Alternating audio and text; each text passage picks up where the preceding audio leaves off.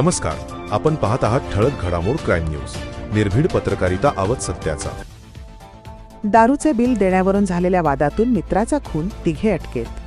हॉटेलमध्ये दारूचे बिल देण्याच्या कारणावरून झालेल्या वादातून 4 जणांनी मित्राचा खून केल्याची धक्कादायक घटना समोर आली असून ही घटना तळवडे येथे घडली आहे. गणेश लक्ष्मण पोखरकर, वय 34 वर्षे, विठ्ठलवाडी, देहूगाव असे खून झालेल्या व्यक्तीचे नाव आहे.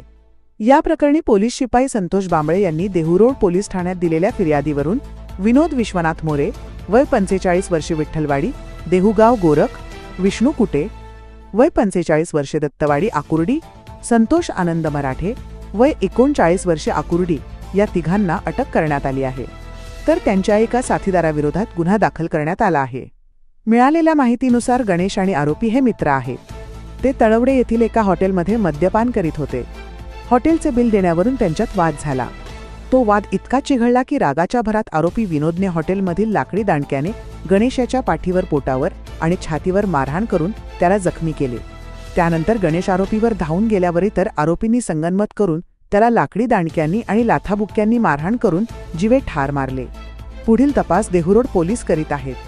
प्रतिनिधी सुनील गणवट सोबत ठळक घडामोड.